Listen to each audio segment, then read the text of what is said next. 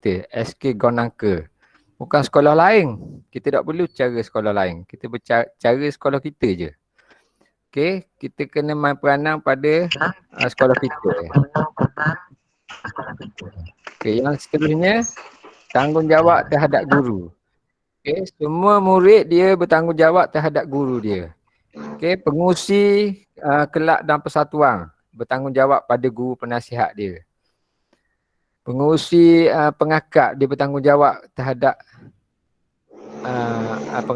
organisasi pengakap dia. Okey, baik. Kita tengok apa tanggungjawab terhadap diri sendiri. Pertama, seorang pemimpin dia kena bersasiah mulia. Ini tanggungjawab dia, ni peranan dia. Ni peranan awak dan ni peranan semua manusia. Setiap orang, tak kira lah dia seorang murid ke, dia seorang anak ke, ataupun dia seorang guru, ataupun dia seorang pelajar. Dia kena bersasiah. Bersasiah ni maksud dia perangai molek.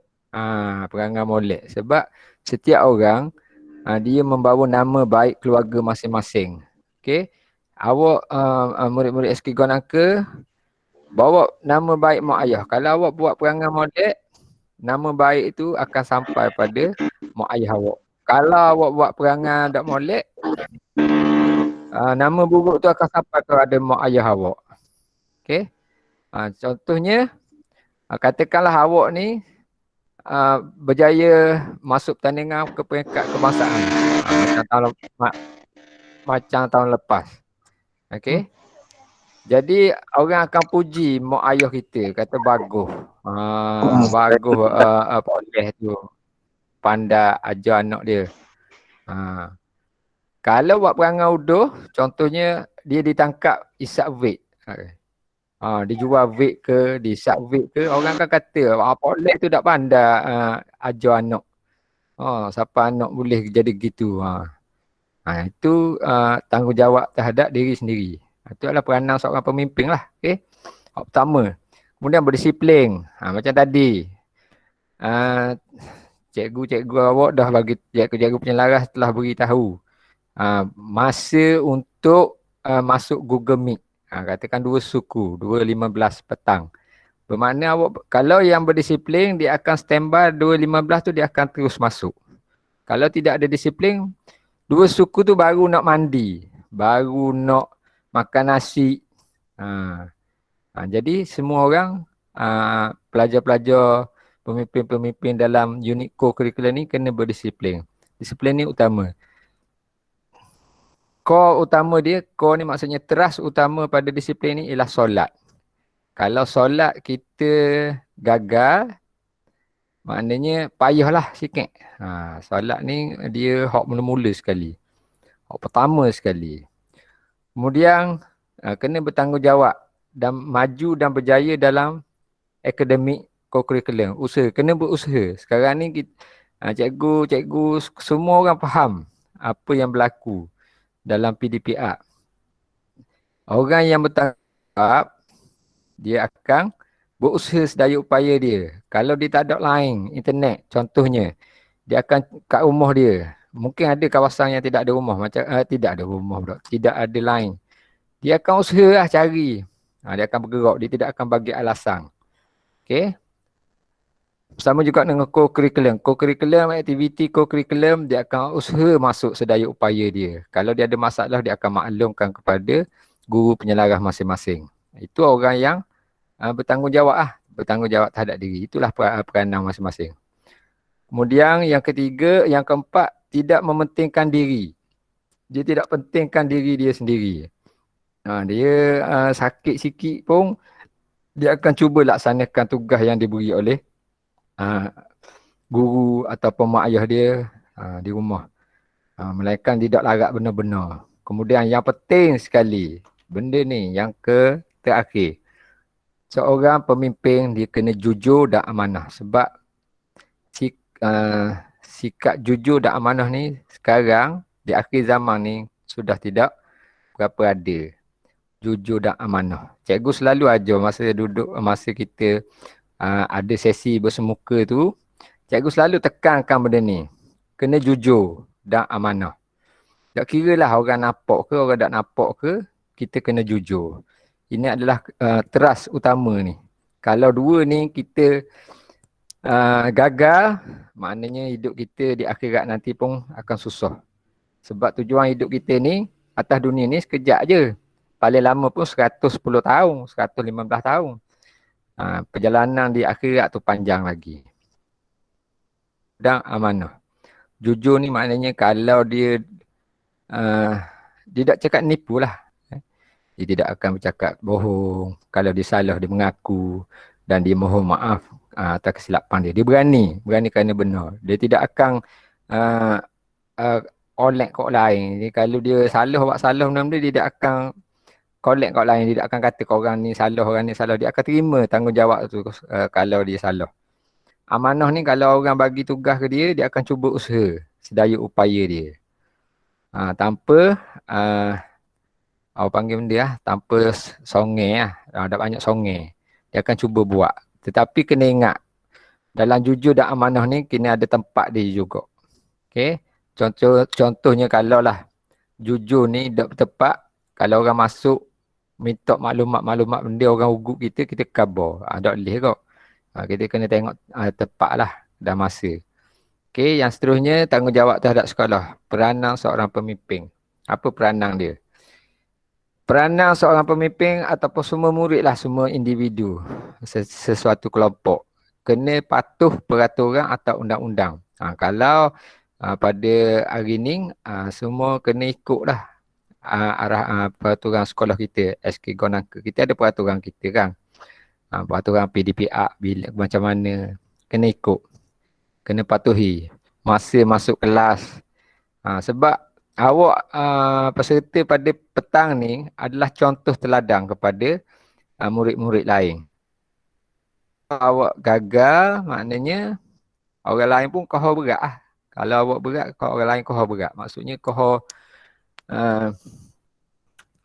teruk. Jadi awak lah jadi contoh. Kena ikut tempoh.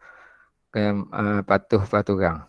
Okey, yang seterusnya, menjaga nama baik sekolah sama ada ketika dalam kawasan sekolah atau luar kawasan sekolah. Ini ramai juga yang gagal ni sebenarnya. Kat sekolah bukan main baik. Jumpa cikgu, beri salam, senyum. Tapi bila di luar sekolah, dia jumpa cikgu dia jeling mata, dia tak tahu. Ini kena jaga. Buat perangai, main pelik-pelik, main basikal lajak.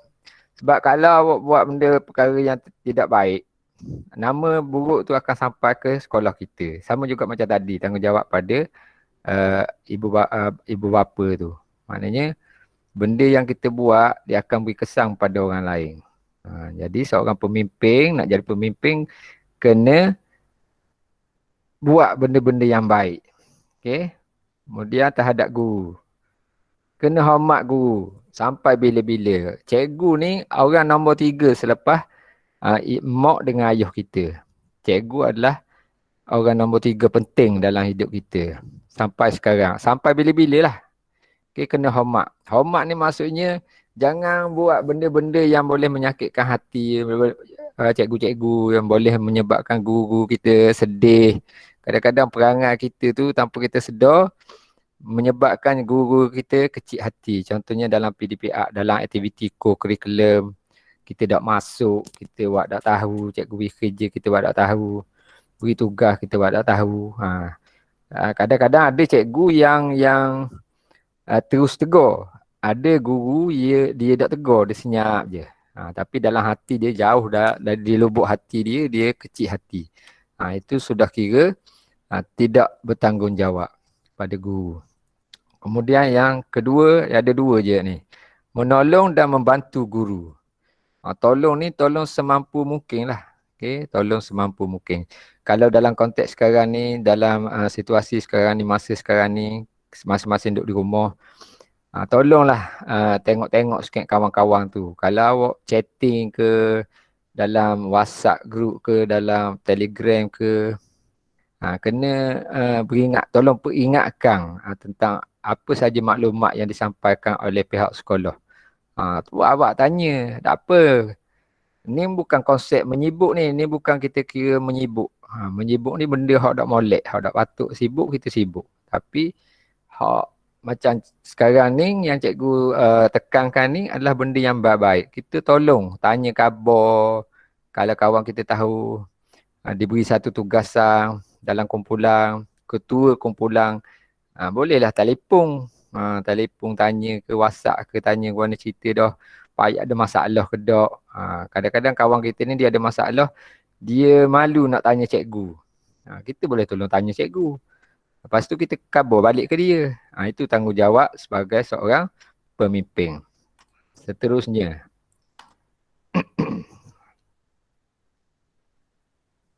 Ada orang tak ke cikgu cakap seorang Ada. Tak apa. Okay. Alright. Okay. Thank you. Okay. Okay, seorang boleh tak seorang tolong baca ke cikgu atas ni. Ni. Siapa nak baca seorang?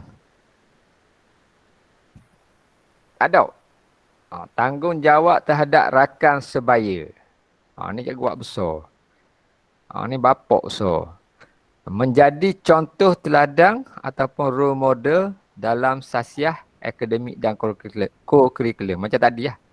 Apa saja yang awak buat, awak sepatutnya menjadi contoh pada orang lain. Itu pemimpin yang baik. Jangan pula mulut kata lain tapi perangai buat lain. Kita suruh orang buat tapi kita tak buat.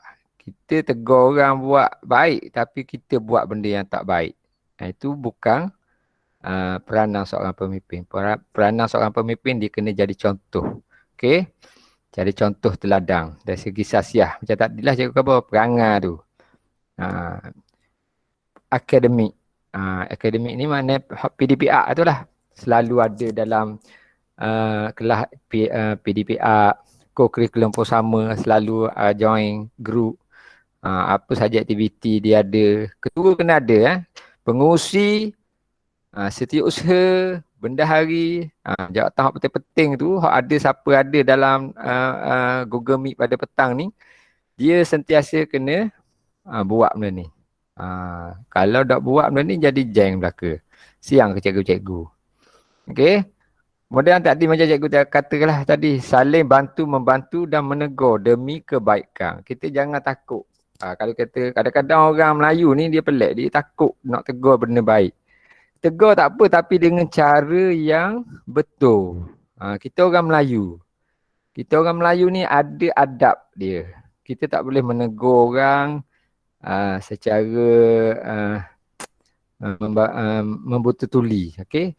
Macam kalau awak orang putih tak apa, awak macam Makdam, budaya Makdam, Amerika lah, orang Amerika. Kalau dia nak kata kau orang, dia nak tegur, dia kabur direct je. Tapi kita orang Melayu lain. Orang Melayu kita ada adab dia. Cara tegur kita kena belajar. Dan kita kena tengok macam mana orang tegur orang. Orang yang bagus dia tegur, dia nasihat. Boleh tegur, jangan takut. Jangan takut kalau kita tegur orang, kan aku tegur kan dia berasa hati kan dia tak mahu kawan aku. Jangan. Sebab benda baik kita kena khabar. Abah khabar dah abah. Tahu siapa kena Abah? Abah ni ialah mantan Perdana Menteri kita yang ke-8 tu. Kita buat benda, kita bukan buat benda yang kita fikir betul. Tapi kita buat benda yang betul. Benda yang betul ni benda yang Allah suruh buat. Tegur menegur ni pun Allah suruh. Surah, ada surah dia kan dalam tu. Tanya Ustaz. Ustaz Salim ke, Ustaz Sah ke. Ada surah dia. Kita kena tegur. Tapi ingat pesan cikgu. Pemimpin dia kena tegur dengan cara yang betul. Jangan awak nak tegur kawan awak pesan ke kawan awak lain. Awak sebagai pengurusi nak tegur ada anak buah awak yang tidak join aktiviti. Awak suruh kawan awak yang berjawatan bendahari ditegur. Sebab takut nanti maklumat yang disampaikan tu dia jadi lain dah. Jadi pengurusi sendiri yang kena tegur anak buah dia secara berhemah. Itu peranan seorang pemimpin. Sebab benda-benda yang awak belajar di sekolah ni awak akan guna bila awak dewasa nanti, awak besar lagi. Siapa tu tutup off mic. Benda yang awak dapat belajar di sekolah ni awak akan guna untuk di masa depan. Okey. Seterusnya, habis dah. Ha. Sini ada satu kata-kata ya. With great power comes great responsibility. Maksudnya ni kata-kata ni diucapkan dalam cerita Spider-Man. Okey. Orang yang ada kuasa yang hebat akan diiringi dengan tanggungjawab yang sangat besar. Ini kata-kata ni sesuai untuk digunakan kepada pemimpin. Okey. Tak kira lah siapa pun dia pun. Dia seorang pelajar ke, dia seorang anak ke, sebab macam cikgu kata tadi ya, pemimpin ni adalah diri sendiri pun, kita pun adalah pemimpin pada diri sendiri. Jadi setiap orang ada tanggungjawab masing-masing. Jadi kita kena sentiasa positif. Kena sentiasa positif terutama pada musim sekarang ni lah, musim COVID. Banyak benda yang menyebabkan kita mengalami tekanan. Kalau awak yang biasa tengok grup WhatsApp tu, cikgu selalu letak bahan-bahan yang berkaitan dengan minda sihat. Benda tu benarnya walaupun nampak remeh-temeh dalam bentuk cerita ke apa, tapi sebenarnya ada pengajaran dia. Kita jangan, pemimpin pun cikgu nak tegaskan sini sebab masa ada gini. Pemimpin, dia tidak boleh memandang remeh sesuatu benda. Kecil bagi kita, mungkin besar bagi orang lain. Ini kata-kata oleh mantan Menteri Besar Terengganu dulu. Kecil bagi kita, besar bagi mereka. Walaupun kecil benda tu nampak remeh bagi kita, tetapi benda tu sebenarnya besar pada orang lain, kawan-kawan kita lah. Okay. Macam biasalah cikgu sebelum ni, cikgu selalu pesan supaya kita jaga 5 benda. Kalau siapa ingat, siapa dah ingat tu wallahualam. Sebab benda ni selalu tiap kali cikgu masuk kelas, cikgu selalu pesan supaya jaga 5 benda. Yang pertama, cikgu ulang balik. Yang pertama, kita kena jaga, seorang pemimpin kena jaga tutur kata dia. Mulut. Satu tu mulut kan. Jaga tutur kata. Macam cikgu kata, kalau kita nak tegur kawan kita, orang yang lain, kita kena tegur dengan cara yang berhemah, berlapis. Sebab kita orang Melayu, kita bukan orang Amerika. Cikgu pun kalau nak tegur anak murid cikgu yang buat salah, cikgu pun akan fikir dulu benda ayat yang cikgu nak guna. Sebab setiap orang ada perasaan. Setiap orang ada perasaan. Jadi kita kena tegur dengan cara yang berhemah. Jangan ikut budaya yang tak sesuai dengan budaya kita. Kita tak boleh tegur secara melulu. Itu yang pertama. Pemimpin kena jaga tutur kata. 5 benda. Yang kedua, seorang pemimpin kena sentiasa melihat benda-benda yang positif pada setiap orang. Kena tengok benda yang positif. Memang setiap orang ada benda baik, perangai baik, ada perangai buruk. Okay, dalam kumpulan kita ada perangai baik, ada perangai buruk. Kita kena tengok perangai baik orang. Walaupun dia buat benda tu kawan-kawan kita buat benda tu menyakitkan hati kita, tapi dalam banyak-banyak perangai yang menyakitkan hati kita tu, akan ada perangai-perangai dia yang pernah baik untuk kita, tolong kita. Kita besarkan hak tu, kita enlarge, kita zoom hak tu, kita tengok hak tu. InsyaAllah kita tak akan sakit hati. Kita tengok benda yang baik. Apa yang berlaku di keliling kita, di keliling awak. Contoh teladan, perangai orang yang baik, perangai ibu bapa kita yang baik-baik. Kita tiru, kita buat, terus buat. Jangan tangguh. Perangai yang buruk kita tengok pada orang sekeliling kita, kita jangan ikut. Kita jangan buat. Okey. Yang ketiga ialah pemikiran. Seorang pemimpin, dia kena sentiasa menjaga pemikiran dia. Kena positif. Jangan cepat buruk sangka. Dan kena sentiasa cari jalan penyelesaian. Macam berbalik pada tadilah. Yang mulut tu. Yang pertama, pertuturan. Kena bincang dengan orang sekeliling. Jangan kita fikir kita je betul, orang lain salah. Kita je pandai, orang lain tak pandai. Kita je banyak pengalaman, orang lain tidak. Sebab setiap ilmu tu, ilmu Allah luas. Setiap ilmu tu Allah beri dah setiap orang. Jangan kita rasa kita ni hebat. Sebab kalau kita rasa kita ni yang paling hebat, sebenarnya kita meniru sikap perangai iblis. Iblis jadi kufur kerana dia rasa dialah yang paling hebat sekali. Itu yang 1, 2, 3. Yang ketiga pemikiran. Yang keempat perasaan. Okey, yang keempat perasaan. Seorang pemimpin kena jaga hati, perasaan orang. Perasaan diri sendiri pun kena jaga kau. Tapi kena banyak jaga perasaan orang. Balik macam tadilah. Tutur kata kena jaga, pemikiran. Dia berkait, semua berkait. Jadi perasaan kena jaga. Kita kena fikir sebelum aku nak kata ni, dia akan rasa gana. Kalau aku kena kaku, aku berasa hati tak? Aku sakit hati tak? Itu adalah pemimpin. Jadi awak akan guna benda-benda yang cikgu ajar ni sampai bila-bila. Dan benda ni lah yang akan tolong awak. Ilmu ni lah yang akan tolong kita. Okay, jaga perasaan kita. Kita jangan sakit hati. Jangan mudah dengki dengan orang. Ada orang kata dengki benda yang positif tak apa. Bagi cikgu, bila sebut je perkataan dengki, itu adalah benda yang sangat negatif. Bukan dengki, bukan iri hati. Maknanya kita rasa tercabur nak ikut. Baik. Itu tak apa. Jadi sebagai seorang pemimpin, kena jaga perasaan sendiri dan perasaan orang lain. Jangan kita sanggup buat satu benda tu tapi menyebabkan ada pihak lain yang susah hati. Okey, yang keempat. Yang kelima, pendengaran. Telinga. Seorang pemimpin dia kena banyak mendengar. Okey, masalah kawan-kawan dia.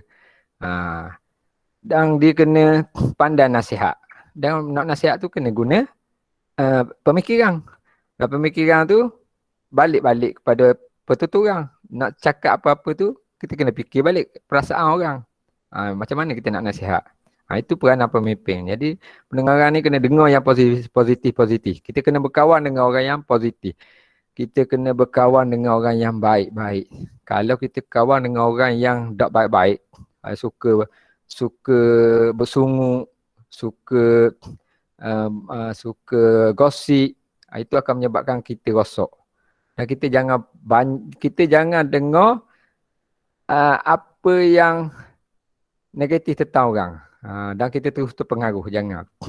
Kita kena nilai dulu. Kita kena nilai dengan ilmu lah, nilai dengan ilmu dan pengalaman. Ya, jadi kalau jaga 5 benda ni, pergilah mana-mana, insya-Allah kita akan selamat sebagai pemimpin pada diri kita ataupun kita sebagai pemimpin pada orang lain. Sebab Allah beri ilmu tu, benda yang cikgu beritahu awak ni bukan dari cikgu, bukan kerana cikgu pandai, tapi ilham daripada Allah Ta'ala belaka. Jadi cikgu harap masa pun dah dekat dah, walaupun tak sampai lagi, cikgu harap apa yang cikgu kongsikan dalam masa yang terhad ni awak dapat manfaatkan lah. Okay, tak banyak pun tak apa, sikit pun tak apa dah. Janji awak amal. Awak penting amal. Jangan kita banyak benda pengetahuan kita ada tapi kita tak amal.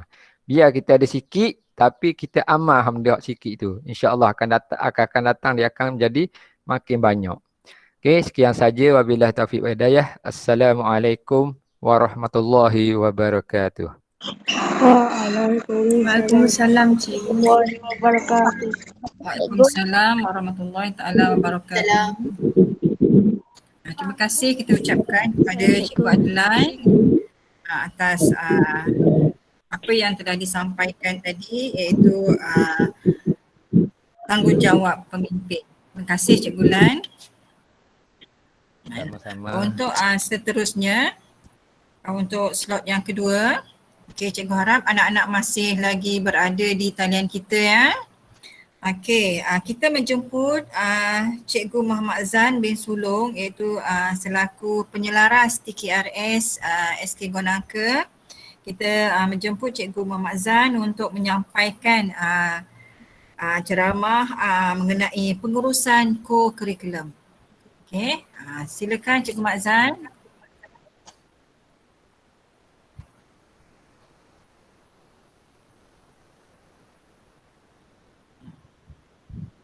Cikgu Mak Zan. Assalamualaikum. Okey, Waalaikumsalam. Assalamualaikum.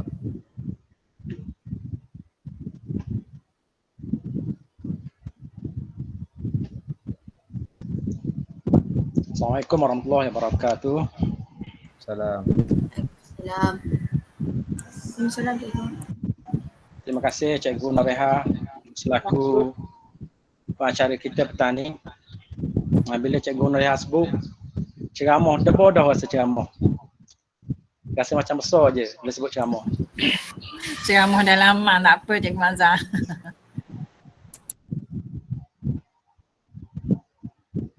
Okey. Yang Cikgu hormati Cikgu Sir Said selaku PKKO, Cikgu Alidah, Cikgu Asal ada bersama kita pada petang ni. Ustaz Wan Saling, Cikgu Nik,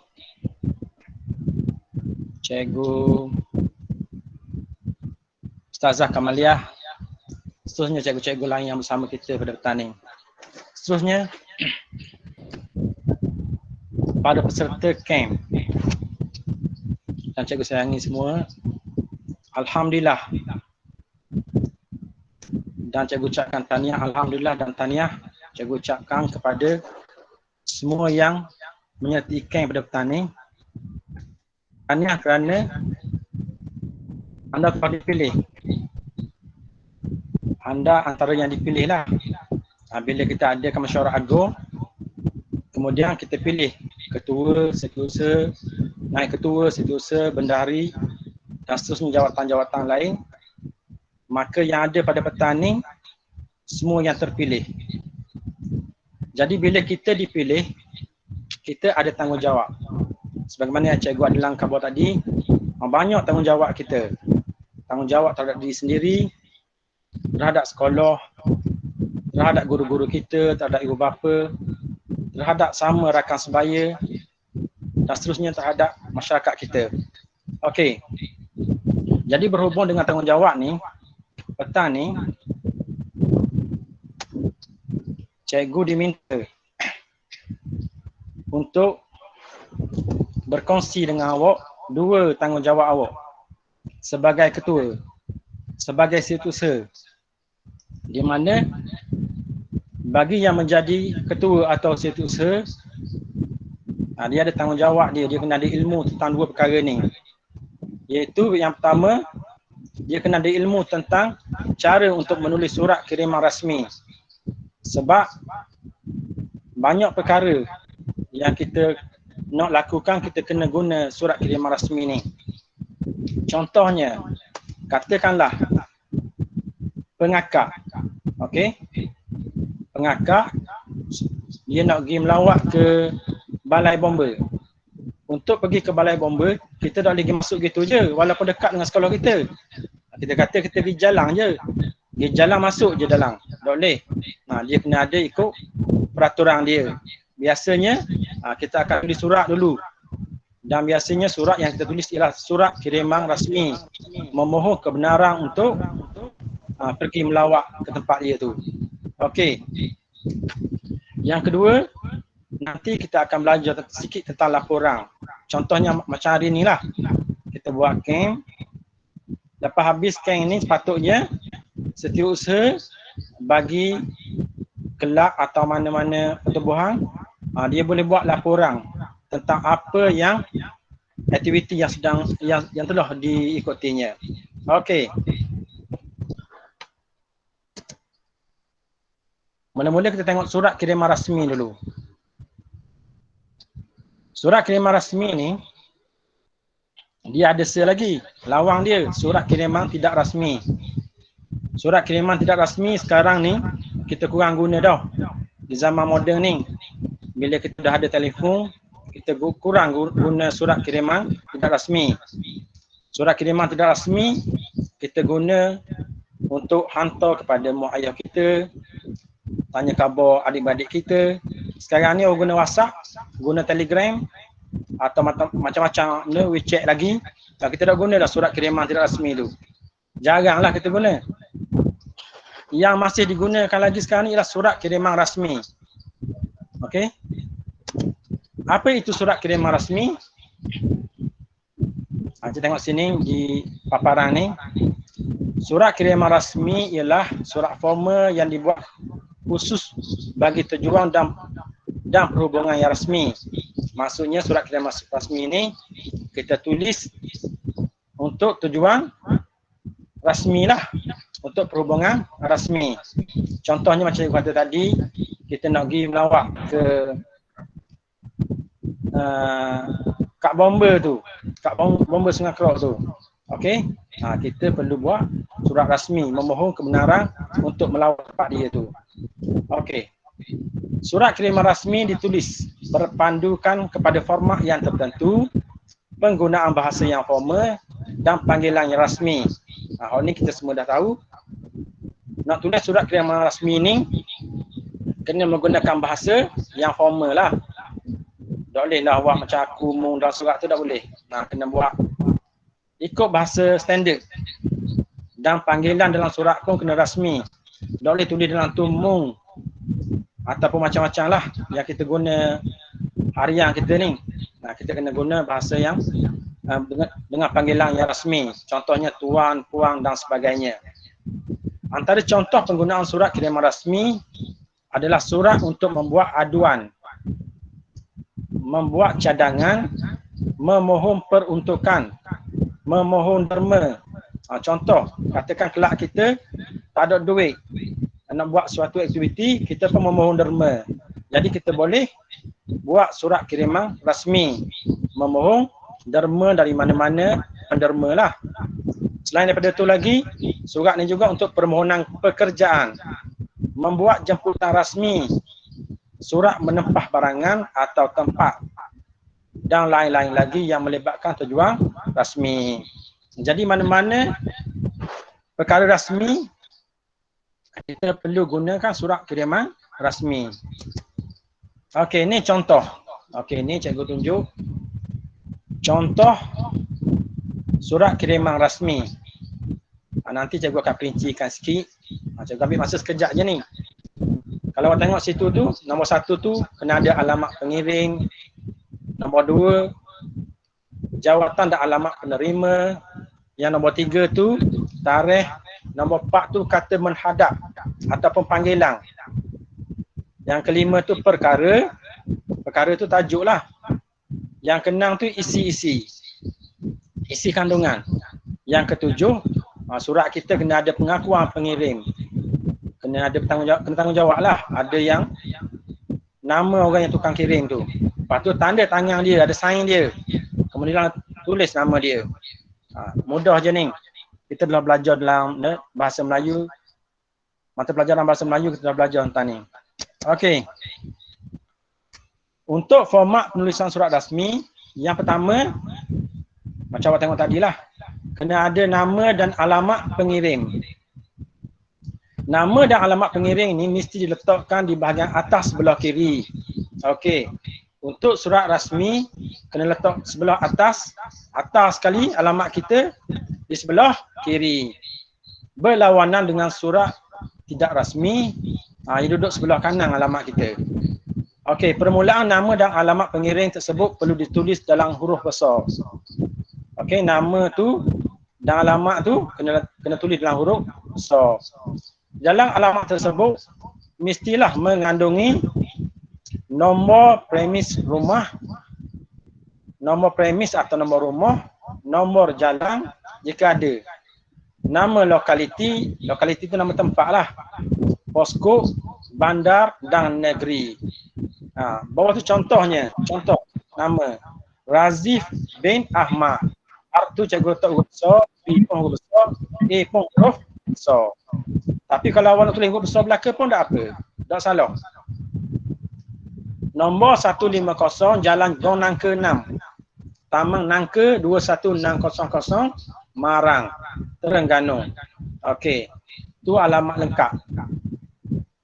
Cikgu tulis kat bawah lagi tu, peringatan bagi jabatan rasmi kerajaan pula, lazimnya alamat tersebut diletakkan di kepala surat yang dipanggil sebagai letterhead. Letterhead adalah pengenalan kepada kementerian, jabatan, agensi dan mengandungi alamat lengkap untuk memudahkan urusan surat menyurat. Awak ni kita tengok macam kalau surat sekolah kita, ada atas, ada logo sekolah, ada nama sekolah dah. Okey. Kalau awak tengok polis Marang, awak tengok dia pun ada dah logo polis, ada alamat pejabat polis tu. Tu maksudnya letterhead. Okey, seterusnya. Yang kedua, selepas kita tulis alamat kita pun garis panjang, lepas pada garis tu selang sebaris, kita kena letak pula nama, jawatan dan alamat penerima. Okey, mestilah diletakkan selang satu baris daripada garisan melintang di atas. Okey, kalau kita tengok yang tadi tu, nanti aku tunjuk semula nanti. Lepas pada alamat kita kena garis nombor satu garisan. Lepas pada garisan tu barulah kita tulis selang sebaris, tulis alamat penerima, orang yang akan menerima surat kita tu. Seperti dalam alamat pengiring, alamat penerima mestilah mengandungi nama, premis, nama tempat, nombor jalan jika ada, posko, bandar dan nama negeri. Okey, seterusnya kena letak tarikh pula. Tarikh kita tulis surat tu. Yang ketiga, tarikh. Tarikh perlu ditulis selari dengan nama negeri pada bahagian alamat penerima di bahagian paling kanan surat. Tarikh mestilah ditulis dengan menulis nombor hari bulan, nama bulan yang ditulis penuh dengan kesemua huruf adalah huruf besar. Contoh yang cikgu bagi tu 1 Jun 2020. Okey. Seterusnya, selepas kita tulis alamat penerima, yang keempat kena ada kata menghadap ataupun gelaran. Okey. Ditulis selang sebaris daripada alamat penerima. Penulis perlu mengenal pasti gelaran yang sesuai untuk diletakkan di dalam surat kiriman rasmi tersebut.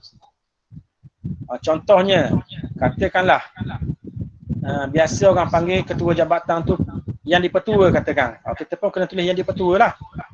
Katakanlah orang panggil encik, kita kena panggil encik lah. Kalau datuk, kita kena tulis datuk. Begitulah seterusnya. Contohnya kita nak tulis surat ke cikgu. Nak tulis surat rasmi, nak khabar kita dapat hadiah ke sekolah. Nak kena tulis cikgu lah. Kata menghadap kita tu cikgu lah, gelarannya cikgu. Okey. Jika penulis sukar untuk mengenal pasti gelaran yang sesuai, penulis bolehlah menggunakan gelaran umum iaitu tuan, puan. Okey. Jika kita rasa tak tahu apakah gelaran orang yang kita nak atur surat tu, kita senangnya kita tulis tuan, puan. Senang. Okey. Tuan ataupun puan. Okey. Yang kelima, perkara, kena ada perkara. Yang kelima kena ada perkara. Lepas pada kita tulis kata menghadap gelaran tu tadi, tuan, puan tu, kena tulis perkara. Perkara perlulah ditulis sebagai selang sebaris daripada gelaran yang disebut tadi. Perkara adalah maksud umum tujuan surat kiriman rasmi ini diberikan. Okey. Tujuan dia kita hantar surat rasmi tu, itulah perkaranya. Contoh cikgu bagi bawah tu, memohon sumbangan untuk tabung kurikulum. Tu perkara dia. Okey. Katakanlah awak nak pergi lawatan, nak memohon lawatan kat bomba tu. Awak kena buatlah atas tu. Memohon, permohonan apa? Tulis je. Okey. Perkara dalam surat kiriman rasmi mestilah digariskan. Ini bagi membezakan perkara dan isi kandungan surat tersebut. Okey. Seterusnya, sikit gini. Yang seterusnya kandungan surat. Okey, selepas kita tulis belakang dah alamat ada, alamat kita, alamat penerima, ada kata menghadap tu, ada panggilan tu dan tulis perkara. Tibalah masanya kita nak tulis surat tu. Okey. Kandungan surat perlulah menceritakan niat atau tujuan surat kiriman rasmi tersebut dihantar. Okey. Kita tulis je lah. Tujuan dia apa kita nak hantar surat tu. Kita nak mohon derma ke, kita khabar. Tujuan saya menulis surat ni kerana apa? Sebab apa? Okey. Niat dan tujuan kita tu kita tulis situ. Okey, yang kedua, surat kiriman rasmi tersebut mestilah tidak terlalu panjang atau melirik dan mempunyai beberapa perenggang. Okey, surat rasmi ni tak boleh panjang sangat. Macam awak baca novel, baca cerpen. Siapa orang baca tertidur ke, mengatuk mata baca. Panjang sangat. Tak perlu. Kita perlu ringkas je.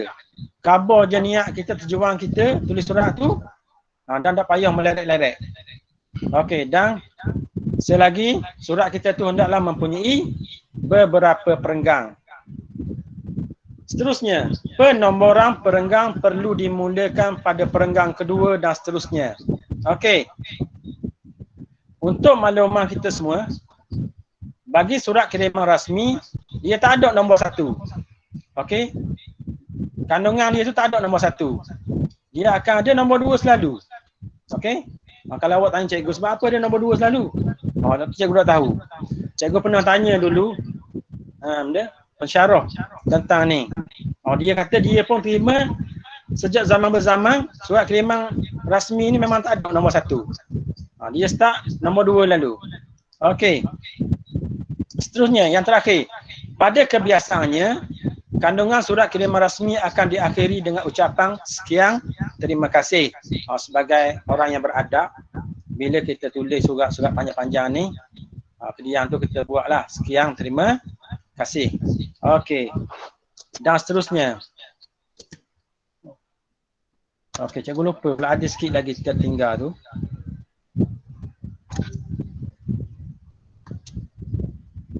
Sepatutnya ada slide lagi. Kita kena ada tanda tangan. Okey, kena ada tanda tangan. Sebagai orang yang bertanggungjawab bila kita hantar surat rasmi tu, bawah tu kena tulislah disediakan oleh, kemudian kena ada tanda tangan dan kena tulis nama kita. Nama orang yang menulis surat tu.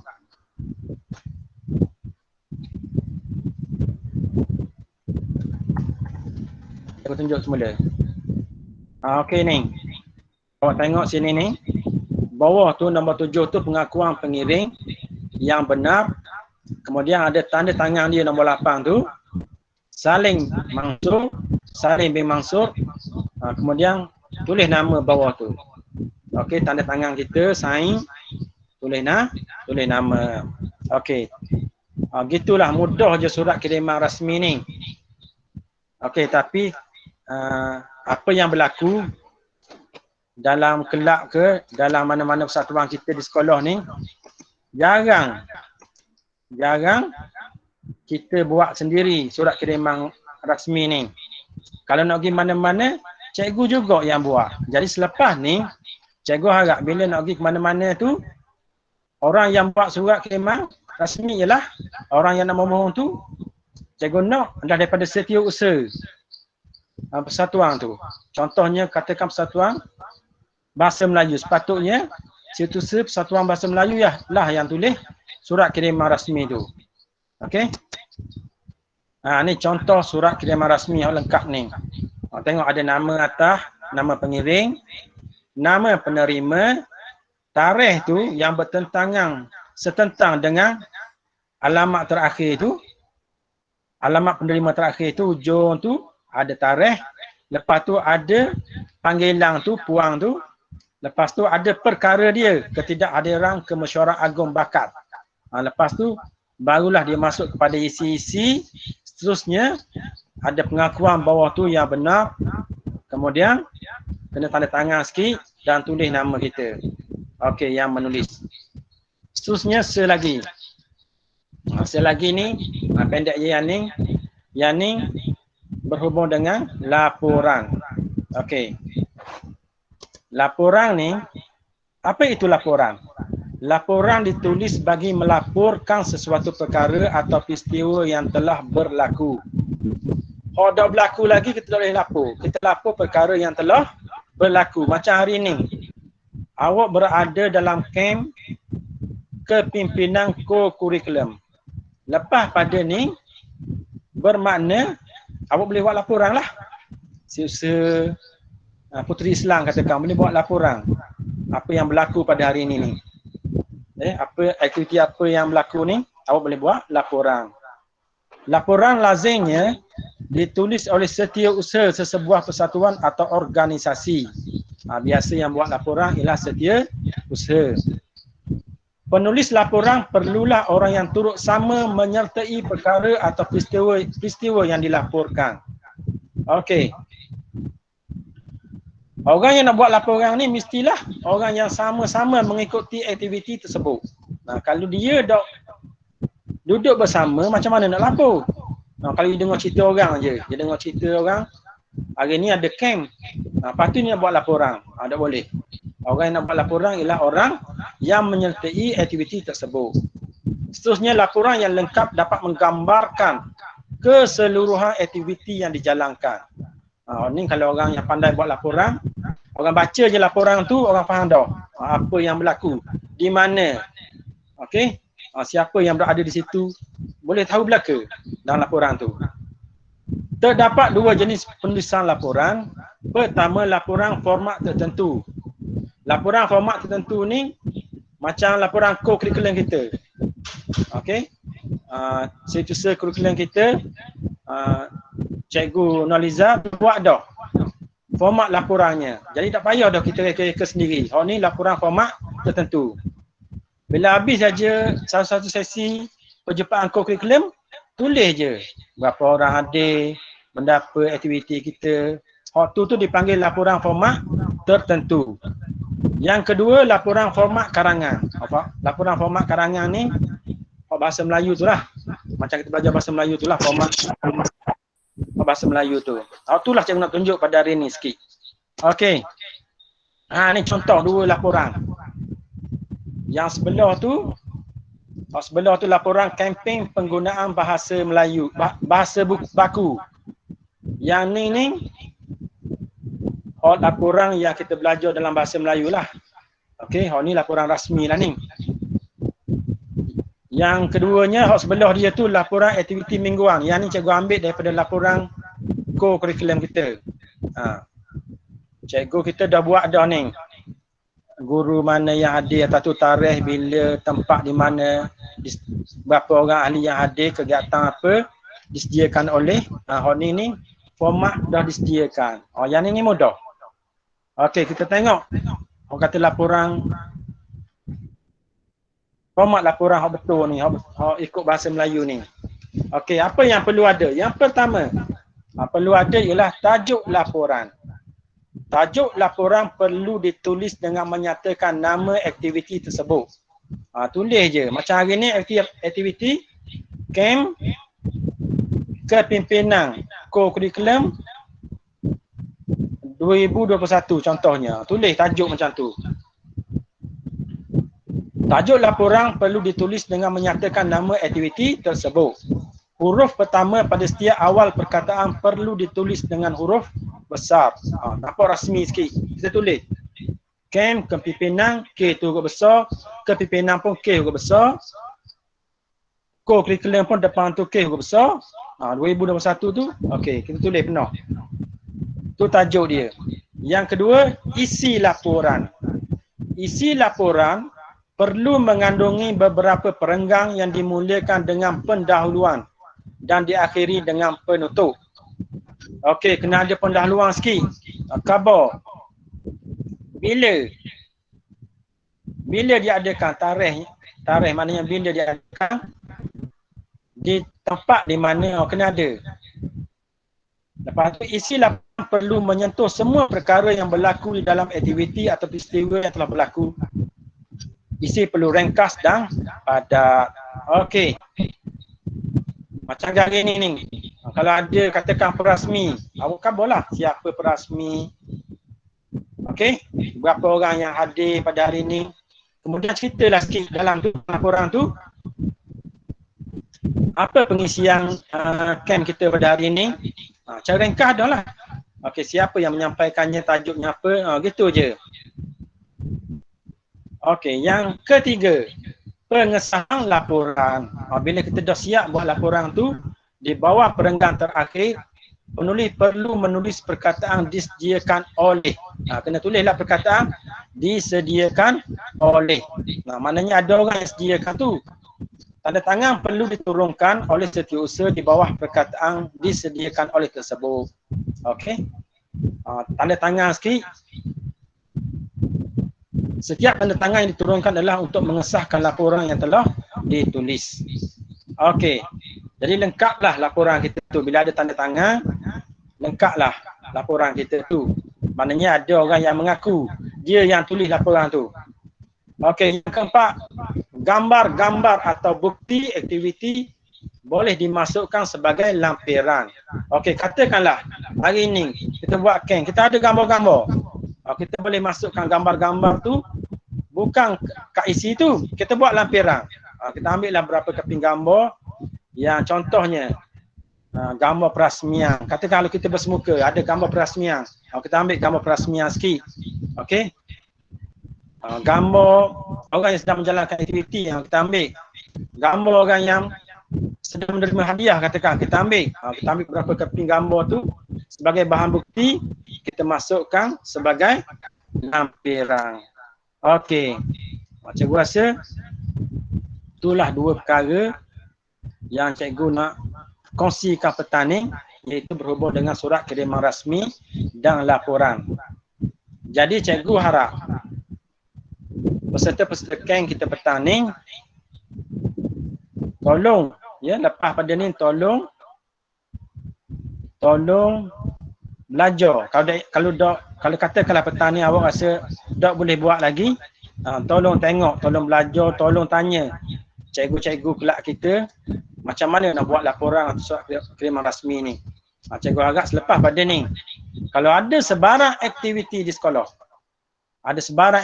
sekolah, contohnya katakan Pusat Islam buat aktiviti, bukan cikgu dia dah yang buat laporan sepatutnya. Yang buat laporan sepatutnya pelajar tersebut. Mana setiausaha daripada persatuan tersebut yang buat laporan. Itu lebih menarik cikgu rasa. Sebab bukan saja dia yang mengikuti aktiviti tersebut, malah dia juga yang buat laporan. Ni kebiasaannya awak yang buat aktiviti tapi yang buat laporan ialah cikgu. Okey. Cikgu rasa tu jelah saja daripada cikgu untuk petang ni yang dapat berkongsi dengan awak. Okey. Sajalah cikgu, sekian. Terima kasih. Okey.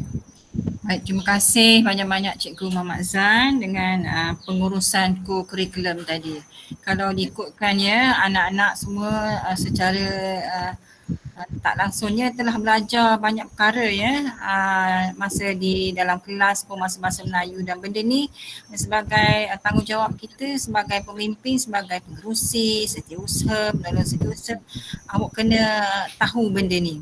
Ya, dan ilmu yang anak-anak belajar petang ni sebenarnya tak habis di sini. Ya, anak-anak akan sambung belajar benda yang sama dan dikembangkan di sekolah menengah nanti untuk tahun 6 nanti akan masuk sekolah menengah. Ya.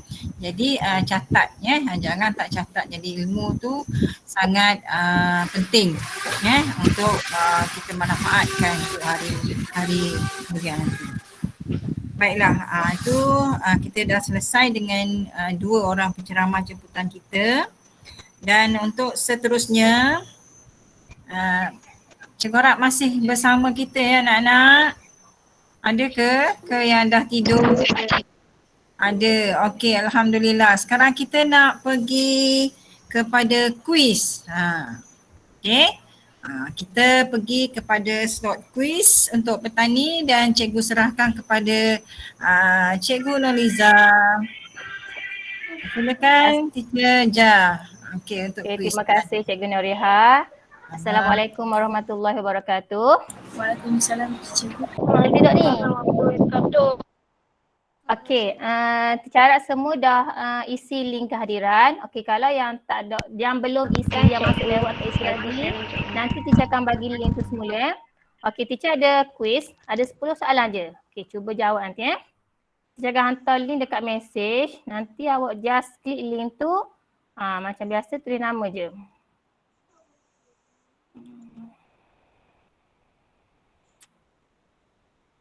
Boleh tak?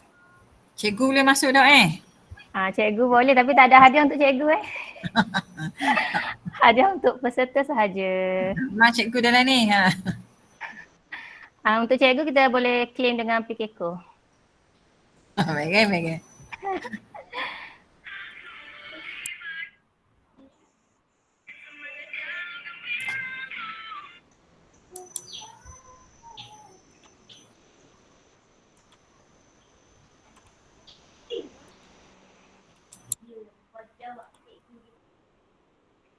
Ada tanya teacher, wajib jawab ke cikgu? Wajib jawab. Sebab awak dah dengar tadi kan. Wajib Okey, jumpa tak link dekat mesej yang teacher bagi tu?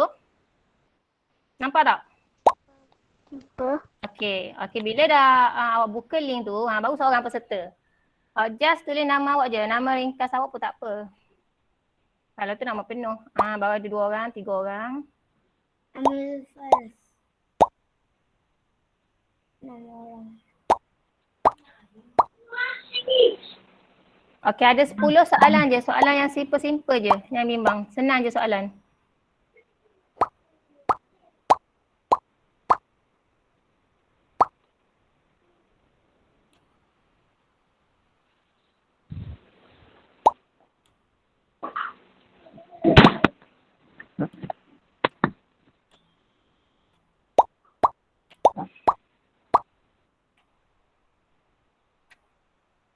Okey, baru ada berapa orang baru?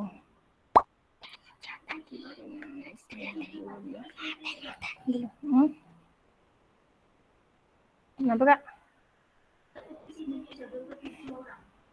Mana?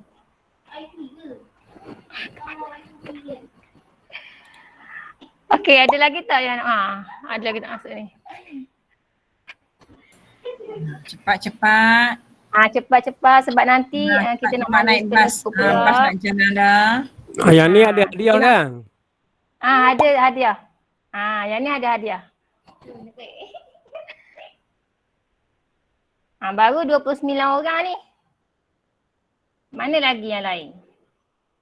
Takif ada Takif? Takif masuk.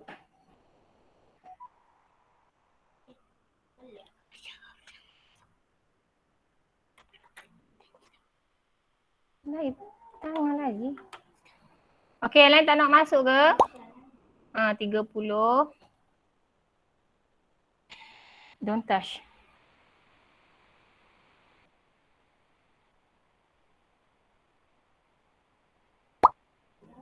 Okey, 31 orang.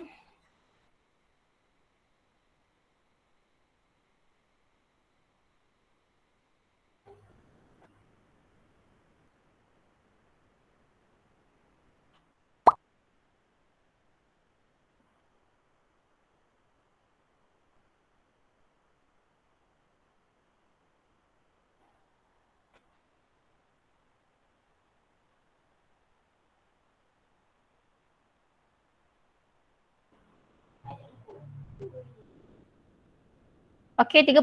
Yang lain memang tak nak masuk Teacher nak start dah ni. Boleh rasa tak?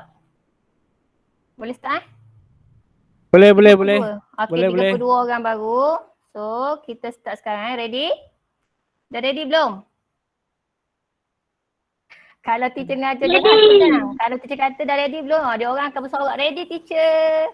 Yang ni senyap je ni. Ready dah. Teacher nak start dah ni. Teacher, ready teacher. Teacher dah tutup pintu ni. Petang-petang ngantuk dah. Kata. Ngantuk mata dah ke? Okey, kita start sekarang. On your mark.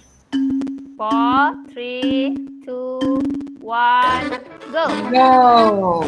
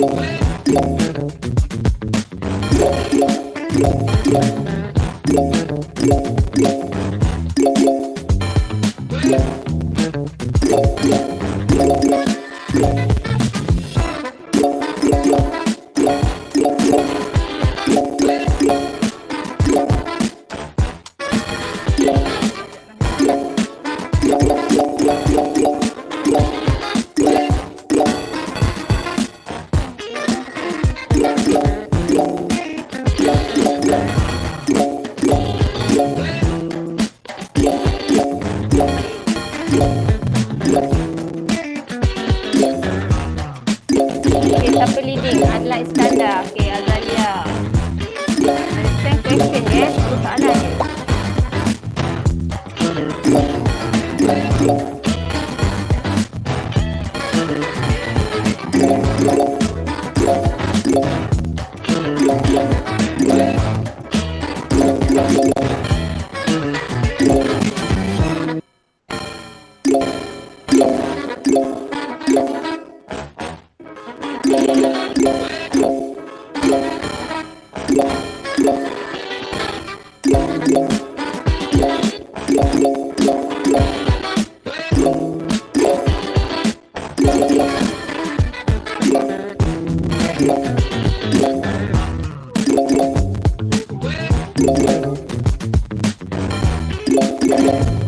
Kalau yang belum yang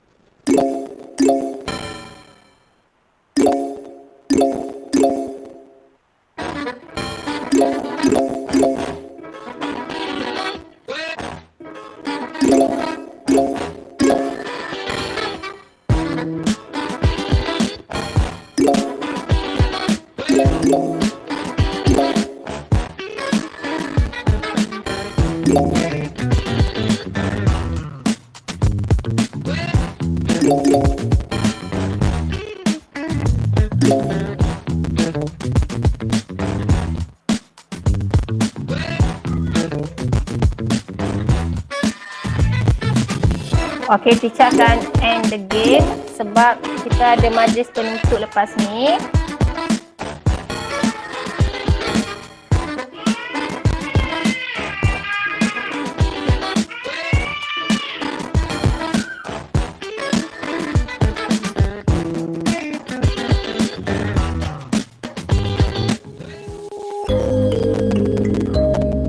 Okay, congratulations. First Raushan, second Amirul and third Azalia.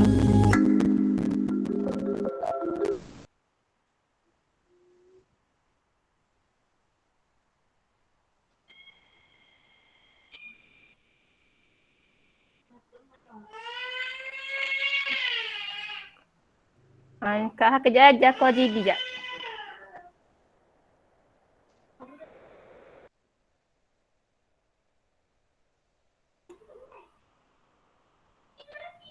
Okey, nanti kita tunggu GB masuk untuk majlis penutup Kejap.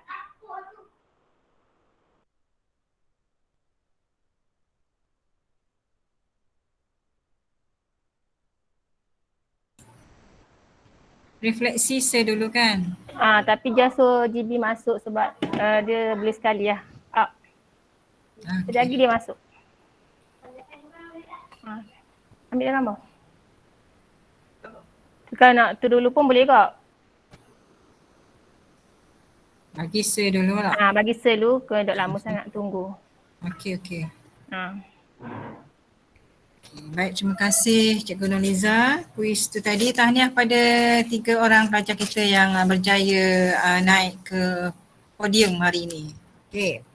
Baik, seterusnya untuk tidak melengahkan masa, kita menjemput penolong kanan co-curriculum Sir Syed Hassan Syukri bin Tuan Hadi untuk menyampaikan sedikit refleksi program kita petang ni. Silakan Sir. Baik, terima kasih Cikgu Nuriha. A'udzubillahi minasyaitonirrajim. Bismillahirrahmanirrahim. Assalamualaikum warahmatullahi wabarakatuh. Terima kasih Cikgu Nuriha, pengurusi khusus kita pada petang ini yang berusaha penyelaras kursus guru-guru, penceramah dan anak-anak peserta kursus kepimpinan co-curriculum yang dikasihi sekalian. Baik, jadi saya tidak mahu melirik bercakap, jadi terus pada refleksi khusus. Jadi yang pertama, setelah kita mengikuti 2 slot tadi sama Cikgu Adlan dan juga Cikgu Muhammad Zan, ya. Jadi kesimpulan apa yang terdapat? Ya. Kesimpulan yang pertama, jawatan itu adalah al-amanah sebenarnya. Jawatan ni bukan perhiasan, bukan satu kebanggaan, ya. Jawatan yang kita dapat ni adalah satu amanah. Amanah ni satu benda yang sangat besar lah dalam Islam ni. Amanah benda yang sangat besar. Jadi kita pikullah amanah itu kerana amanah itu akan ditanya. Kullukum ra'in wa kullukum mas'ulun 'an ra'iyatih. Kamu semua adalah gembala atau adalah pemimpin. Dan setiap pemimpin itu akan ditanya akan apa yang dia pimpin. Akan ditanya. Itu masalahnya kalau habis-habis gitu je tak apa kan. Ditanya macam gitulah kita belajar. Kalau belajar saja, tak ada ujian, tak ada pentaksiran, tak apa kan. Tak kisah sangat. Ada ujian di hujung. Itu adalah satu benda yang kita risaukan lah. Yang kedua, anda semua insan terpilih. Dalam ramai pelajar SK Gonangka ni, anda lah 69 orang yang terpilih untuk menjadi pemimpin dalam kalangan murid-murid SK Gonangka. Jadi anda juga mendapat satu kurnia yang besar lah. Nampak peluang untuk hadir kursus ni, mendapat peluang untuk mencuba beberapa aktiviti selepas ini mungkin kan. Jadi ini satu kelebihan. Dan bila ada kelebihan, kata Cikgu Adlan tadi, with great power comes great responsibility. Bila kita dapat power yang banyak, kita dapat juga tanggungjawab yang besar. Jadi kita mainkan peranan kita dalam unit kita. Macam yang Cikgu Makzan dah ajar buat laporan. Jadi lepas ni tak perlulah cikgu je yang buat laporan kan. Cikgu dah ajar tadi cara format dia macam mana, apa gaya penulisan laporan. Boleh dipraktikkan dalam unit-unit kita. Memegang jawatan memerlukan beberapa kemahiran dan ilmu khusus seperti ilmu pengurusan dan ilmu penulisan. Tadi dah diajar sedikit ilmu penulisan. Penulisan ni dia kena latih.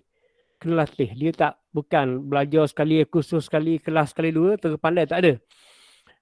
Kena latih sentiasa. Barulah kita akan dapat kelancaran dan kefasihan menulis. Bukan fasih bercakap saja, fasih menulis. Jadi kita kena biasakan. Bila nak nulis banyak macam nak menulis dengan baik macam mana? Kena banyak baca. Itu dia punya gandingan dia. Orang yang banyak baca akan jadi penulis yang baik. Sebab saya dulu kerja saya adalah menulis. Saya dulu seorang wartawan. Wartawan kerja dia apa? Menulis. Jadi untuk kita menulis tu kita kena baca banyak lah. Barulah kita tak menulis tu mengepek-epek, menulis benda-benda yang tak ada faedah. Jadi mesti ada ilmu, ada fakta dalam penulisan kita. Dan yang terakhir, aktiviti co-curriculum memberikan learning experience, pengalaman pembelajaran dalam bentuk yang berbeza. Mungkin anak kata, oh cikgu buat program pula petang-petang. Pagi tadi dah penat, letih dah pilih PR. Sebenarnya petang ni, ya betul kita program koko. Sebenarnya kita pilih PR juga petang ni. Awak belajar bahasa Melayu tadi sebenarnya Cikgu Makzan. Awak belajar tentang counselling daripada Cikgu Adlan. Kita belajar subjek sebenarnya ni. Jadi awak macam dapat kelas tuition lah petang ni. Tuition penulisan. Yang mana memang tajuk laporan ni ada dalam sukatan kita kan.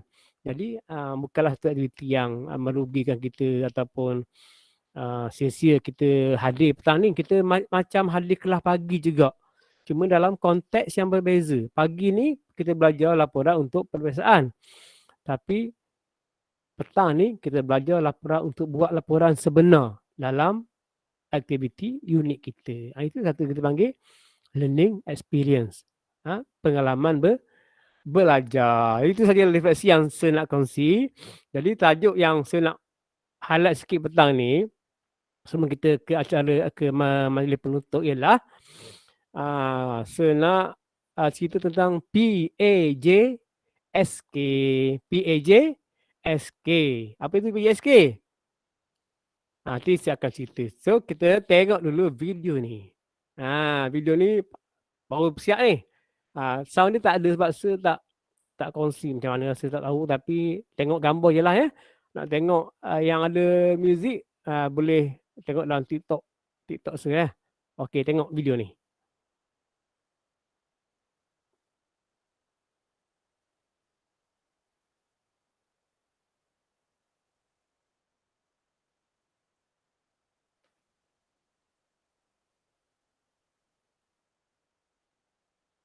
Alright, itulah saya bagi tip tu macam mana nak score PAJSK. PAJSK tu apa ni dia? Pentaksiran aktiviti jasmani, sukan dan kurikulum. Ada cerita kita masa kita buat temu murni tahun 6 kan. Tapi malam tu mungkin tak berapa faham lagi. Jadi saya akan ulang lagi sekali.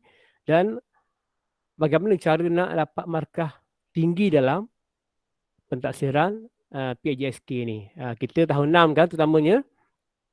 Kita akan diberikan beberapa keping sijil di hujung persekolahan kita. Kita dah tak di PSR kan, tapi kita akan dapat sijil pentaksiran bilik darjah, PBD kita akan dapat. Lepas tu kena masuk kelas PDPR ni. Cikgu akan buat pentaksiran dan akan keluarkan sijil. Sijil psikometrik. Itu yang awak jawab dengan Cikgu Adlan tu kan, psikometrik. Kecenderungan awak apa, minat awak apa tu. Dan sijil yang ketiga, sijil PAJSK.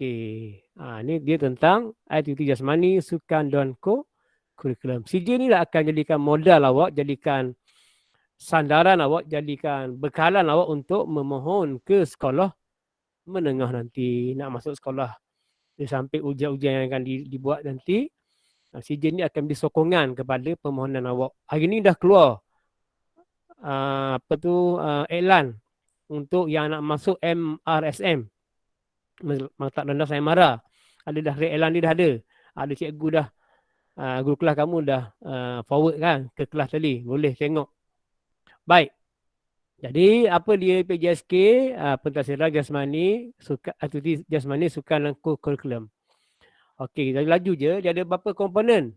Kita ada segak. Segak ni yang kita kena buat dengan Cikgu Razini tu. Ya, dan Cikgu PJ kita yang buat kat dewan tu. Kita kena buat bangkit tubi.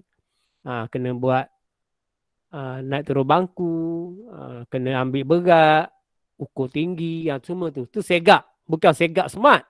Segak ni singkatan bagi standard kecergasan fizikal kebangsaan. Jadi nak tahu awak ni sihat macam mana? Cergas tak sedang mana?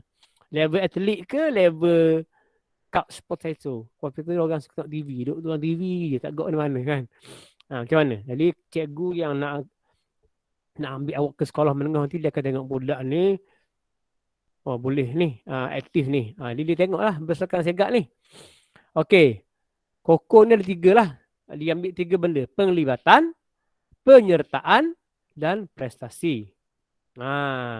Dan dia ambil yang tertinggi sajalah sebab tu sekarang banyak pertandingan yang cikgu kongsikan, yang cikgu bagi tahu kan. Kena masuk. Okey. Yang pertama, kurikulum ya. Jawatan awak ni 10 markah dah. Tapi berbezalah, nanti akan sedetailkan pengerusi berapa markah, SU berapa markah, bendahara berapa markah. Kehadiran 40 markah. Koko kita hanya 5 kali. Jadi 40 markah. Satu kali datang berapa markah? Siapa tahu? Siapa boleh jawab? Markah penuh 40 untuk 5 kali kehadiran. Sebab kita kan normal baru. Dulu kita 12 kali setahun. Sebab PKP kita hanya kena buat 5 kali. Salah, red 17/2. Salah 7 kali. 40 markah penuh. Kita hadir 5 kali. Satu kali hadir berapa markah dapat?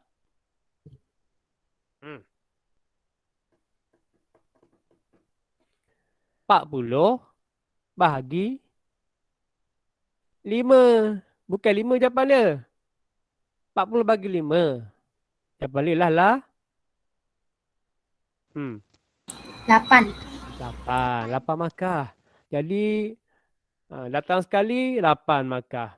Datang 2 kali 16 markah. 8 3 kali 24 markah. 8 4 kali 32 markah. Datang 5 kali 40 markah. Jadi kena datang lah. Kena hadir. Sebab saya tengok minggu lepas, masa pelajaran mereka tu kan, ada kelab yang ahli dia datang tak ramai. Jadi rugilah. Rugilah dari segi kehadiran kita. Hadir-hadir ni bukan kena buat apa pun kan. Kita datang dengar je kan. Jadi kenapa tak nak hadir? Dapat markah tu. 40 markah tu banyak lah.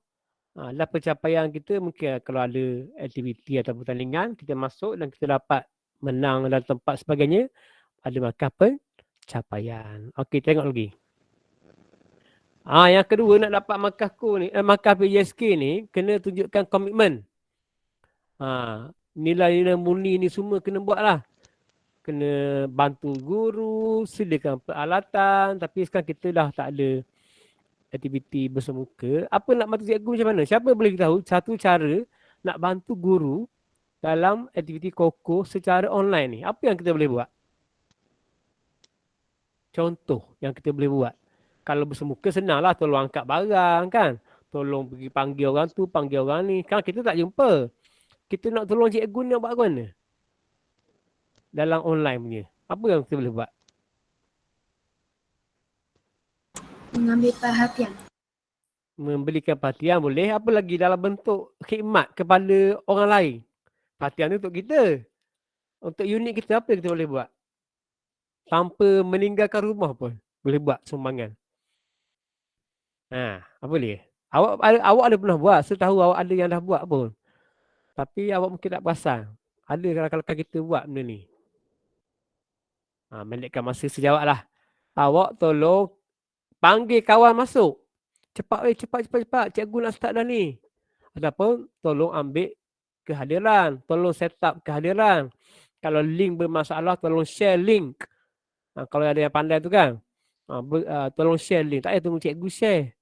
Awak tengok dalam grup kelas, ada kawan kita kabur, tak boleh masuk cikgu. Link tak jadi. Awak tolong share semua link tu, ambil dalam Google Meet, share balik. Itu satu bentuk membantu guru. Faham tak? Dapat markah. Okey. Kemudian skor kehadiran sekabana tadi. Ni 12 dulu. 12 dulu, satu ni 3 markah je. 3.3 je. Sekarang lagi untung lah. Okey. Dan koko ni, kita sepaham. Awak kadang-kadang kita lah manusia kan. Bumi yang mana tak ada nimpa hujan. Orang mana tak itu sakit kan. Manusia sakit. Kalau kita tak sihat, kita boleh minta excuse dengan cikgu. PM cikgu, unit kita. Teacher, ustazah, sir, cikgu. Saya tak dapat hadir petang ni koko sebab saya kurang sihat. Saya nak buat pergi klinik petang ni. Ataupun cikgu saya terlibat dengan aktiviti lain, contohnya aktiviti yang rasmi lah. Boleh tunjuk surat berkesa ke. Dan kita tanda awak hadir walaupun awak tidak hadir sebab awak bagi tahu awal. Faham tak? Macam kita main sekolah lah. Kena kabur ke cikgu kan. Cikgu tanda lah tak hadir tu bersebab. Tapi untuk koko kita akan tandakan hadir. Kalau awak maklum pada cikgu. Tidaklah rugi awak punya markah 8 markah tu. 8 markah sekali tu. Faham ya? Kita nak target pelajar kita Mesti 40 markah kehadiran ni untuk PJSK. Kemudian, pencapaian. Kalau siapa yang dapat masuk pertandingan, pertandingan tu peringkat antarabangsa. Johan pula tu, markah dia 20 markah. Antarabangsa ni tak mesti kita pergi luar negara. Pertandingan tu peringkat antarabangsa. Buat kat online contohnya. Tapi kita menang. Dia dapat surat pengiktirafan, kita boleh dapat skor antarabangsa. Kebangsaan 17 tu ada skor. Ada awak tak risau tentang sipil-sipil ni. Dia automatik. Cuma awak libatkan diri saja. Kalau cikgu pilih masuk pertandingan apa-apa, jangan tolak. Bahkan rasa cikgu terima kasih kerana pilih saya. Saya akan berusaha bersungguh-sungguh memberikan komitmen kepada latihan. Ada kawan-kawan kita mungkin dia yang nak wakil sekolah, tapi mungkin dia tidak terpilih. Kita terpilih, kita kena beri komitmen dan berlatih bersungguh-sungguh dengan bimbingan cikgu kita. InsyaAllah adalah tempat tu. Wakil sekolah pun dapat dah 8 markah. Wakil sekolah 7, 6. Okey, sekarang banyak program peringkat daerah. Ada yang peringkat negeri terus pun ada. Jadi bulan sekarang ni kita banyak pertandingan catur. Saya nak sebut, saya ingat. Catur kita banyak buat pertandingan sekarang. Catur ni boleh buat online. So tolong masuk. Cikgu Suria menganjurkan di peringkat sekolah dulu pemilihan. Lepas tu lawan peringkat daerah dan kita sendiri akan menganjurkan catur peringkat negeri pada bulan 10. Jadi markah peringkat negeri ni kalau Johan 14. Naik Johan 13, ketiga 12. Jadi masuk kalau cikgu buat sesi latihan masuk. Ramai kawan-kawan kita yang dah masuk. Yang dalam grup ni ada yang aktif bermain catur. Catur online. Dapat markah. Tak perlu keluar rumah pun. Dia bukan lama main catur ni. Saya ingat dalam berapa minit je satu game tu. Tunggu sekejap. Ada game lagi. Gitu je. Masuk dia akan memberi kita markah. Sebab sukan lain memang tak ada. Sukan yang bersemuka tak ada. Yang ada pun secara video. Okey. Kemudian extra curriculum. Yang tadi tu co-curriculum. Yang ni extra. Extra tu apa? Lebih. Okey, ni jawatan. Jawatan kita ni dapat markah. Ketua murid, markah dia 10. Ketua murid seorang je lah. Penolong dia 8. Pengawas sekolah. Ketua PRS. Ketua pusat sumber, markah dia 7. Pengawas pusat sumber dapat 6 markah. Bendahari, setiausaha, ketua biro, pengawal koperasi, ketua kelas, markah dia 5. Semua dapat markah. Jadi awak betul bila awak kursus awal tahun itu kan kita bagi sijil. Nanti akhir tahun ni cikgu akan kutip maklumat ni untuk cikgu isi dalam borang PJSK ni untuk kira markah awak. AJK biro pun ada markah. Penolong ketua kelas pun ada markah. Semua ada markah. Jadi beruntunglah siapa yang dipilih tu Okey, ni nilam. Nilam ni rekod membaca lah. Yang ni boleh berhubung dengan cikgu nilam atau cikgu Nuriha lah untuk keterangan lanjut macam mana nak dapatkan mata nilam ni. Okey. Kemudian contoh dikira PJSK ni dia kira 3 tahun. Tahun 4, 5 dan 6. Jadi jangan tunggu tahun 6 baru nak aktif. Tahun 4, tahun 5 tidur. Tahun 6 baru bangun. Tak boleh. Tahun 4 dah masuk aktiviti. Tahun 5 masuk lagi. Tahun 6 masuk lagi. Mungkin pertandingan yang sama. Tahun 4 dapat sagu hati je. Masuk lagi tahun 5 dapat naik Johan. Tahun 6 masuk dapat Johan. Contoh kan. Unit uniform. Tahun 4 mungkin dapat satu lencana kemahiran. Tahun 5 dapat lagi lencana. Tahun 6 dapat rambu ke, dapat pangkat yang lebih tinggi lah. Nanti berterusan. Baru ni kita hantar pelajar TKRS kita ada tak selaksa dalam 3 orang. Cikgu Makzal uruskan untuk dapat pangkat Corporal ke Sarjan, saya lupa. Tu kira pangkat juga tu. Ada markah. Ada markah. Nanti mudah-mudahan luluhlah yang kita hantar tu okey, kemudian saya tak tulis kat sini. Sebenarnya seni bela diri pun ada markah. Siapa yang masuk taekwondo, masuk silat, bagi sijil tu kepada cikgu nanti, kita akan masukkan juga sebagai markah. Black belt berapa markah, blue belt berapa markah, tali pinggang tu dia ada markah dia lah. Siapa yang masuk di luar, kalau kita mungkin tak berapa aktif sangat kan. Jadi yang ada masuk di luar boleh kemukakan sijil tu. Alright.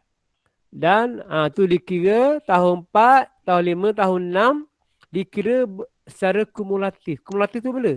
Terkumpul, dikira belaka. Dapat 80 markah ke atas, dapat grade A untuk PJSK dan grade B kalau 60 hingga 79.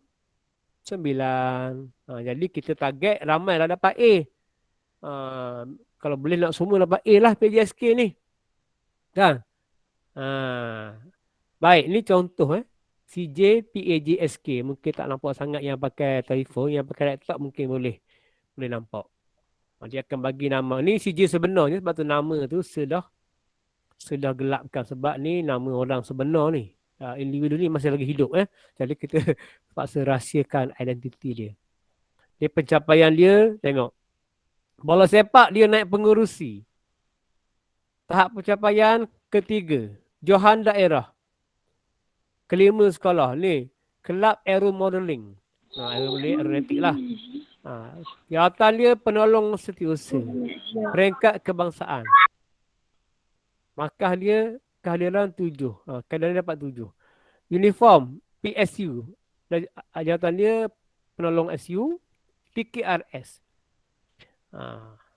Jadi dia ada markah. Jadi kira-kira semua dapat markah 8/59. Jadi grade A lah. 10% ni 859. 10%. Kita bagi perpuluhan kan nak convert 8.59 kalau dia 100%, alihkan titik perpuluhan tu ke kanan.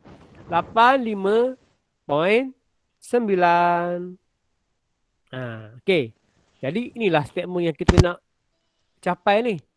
Jadi CJ ni kita akan masukkan dalam fail awak, fail bunti sekolah. Jadi bawa fail ni, bawa statement ni ke sekolah menengah sebagai bukti awak, penglibatan awak dalam aktiviti sukan, kurikulum dan ekstra kurikulum semasa di sekolah rendah. Itulah pentingnya.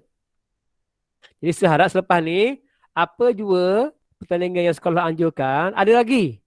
Jangan rasa, sir kita dah masuk, sir hari tu kita tidur. Bulan 6 kita tidur, bulan 7 kita tidur, bulan 8 baru kita bangun. Dah nak masuk. Tak apa. Bulan 9 ada lagi, bulan 10 insyaAllah ada lagi. Ada pertandingan masuk. Cikgu akan beritahu melalui grup kelas, awak masuk. Tak faham, tanya. PM cikgu yang berkenaan, cikgu saya nak masuk. Nak ke mana ni? Apa yang perlu saya buat? Boleh tanya. Pastikan masuk. Biar kalah bertanding, jangan kalah tidak bertanding. Faham tu? Ya, saya rasa cukuplah. Setakat ini saja saya nak kongsi. Kalau tak faham, lepas-lepas ni boleh tanya, tak ada masalah. Boleh tanya. Okey, sekian saja untuk taklimat saya pada petang ini. Aqulu qawli hadza wa astaghfirullahal azim li wa lakum. Assalamualaikum warahmatullahi wabarakatuh. Kembali kepada Cikgu Nuriha. Okey. Waalaikumsalam warahmatullahi. Terima kasih Sir atas penerangan tentang PAJSK dan juga refleksi kita tadi. Baiklah, kita rasanya Tuan Guru Besar dah ada bersama kita. Baiklah, untuk akhir sekali kita sama-sama mendengar ucapan perasmian penutup daripada Tuan Guru Besar SK Gonangka berkenaan dengan kem kepimpinan kita pada petang ini. Jadi dengan segala hormatnya kita persilakan Tuan Guru Besar Suli bin Omar untuk menyampaikan ucapan perasmian penutup. Persilakan. Sila Cikgu.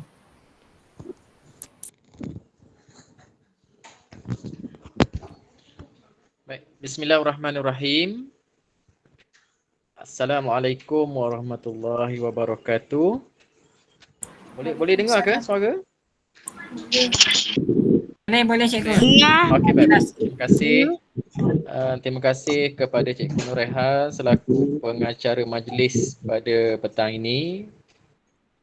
Yang berusaha Yang Mulia Cikgu Syed Hassan Sukri bin Tuan Hadi, Guru Penolong Kanan Co-Curriculum, guru-guru penasihat, seterusnya murid-murid barisan kepimpinan cilik Co-Curriculum yang mengikuti kursus pada petang ini.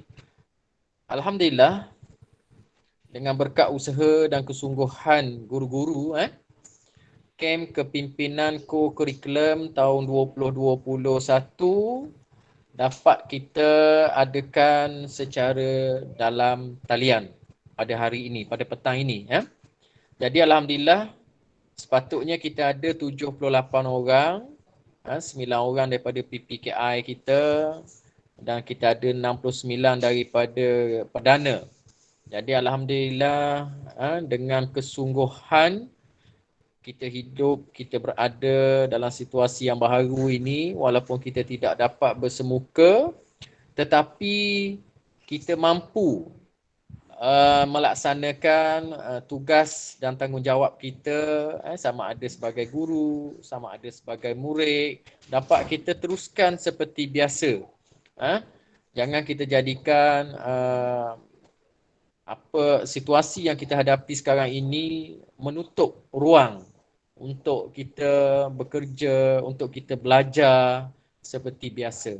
Jadi terima kasih kepada calon-calon ataupun murid-murid yang diangkat, yang dipilih dan dilantik sebagai ketua, sebagai pengerusi, sebagai setiausaha, sebagai ahli jawatankuasa dan juga pelbagai jawatan, meliputi cabang unit beruniform, kelab persatuan dan juga kelab sukan dan permainan. Jadi terima kasih kerana mampu mengikuti, mampu mendengar, mampu memberi kerjasama, ketika mana guru-guru penasihat, fasilitator mengajar ataupun menyampaikan maklumat dan juga ilmu kemahiran kepada kamu pada petang ini. Jadi cikgu ada sedikit sebelum cikgu tutup, cikgu nak kongsi sedikit saja kepada murid.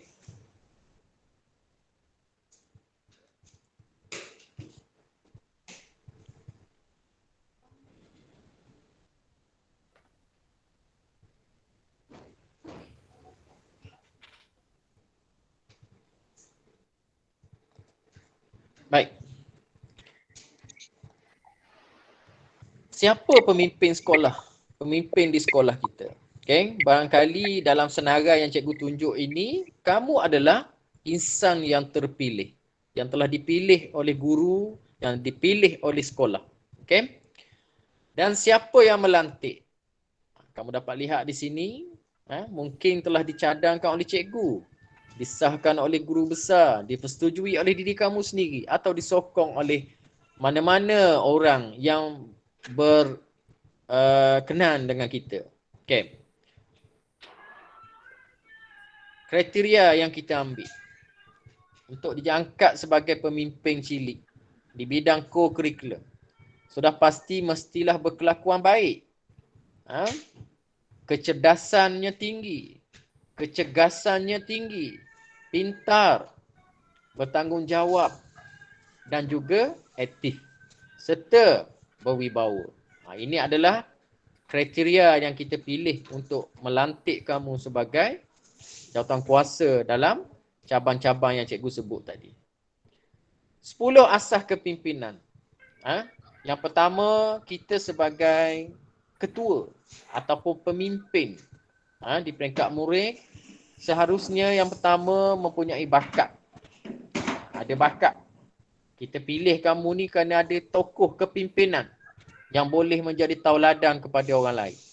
Yang kedua, bakat perlu dipupuk dan dikembangkan. Jadi cikgu hari ini adalah salah satu cara. Cikgu beri peluang untuk kamu mengikuti kursus kepimpinan supaya kamu faham tugas dan fungsi yang perlu kamu mainkan. Yang ketiga, kamu kena sedar tanggungjawab. Kita tak boleh berbangga dengan jawatan yang kita sandang. Kita sebagai pengerusi, kita sebagai ketua, kita sebagai setiausaha, kita tak boleh berbangga bahawa kita pegang jawatan ini berbeza dengan rakan-rakan kita. Kita tak boleh bangga diri. Tetapi kita kena sedar bahawa kita bertanggungjawab kepada Tuhan Yang Maha Esa, iaitu Allah. Kita bertanggungjawab kepada diri kita.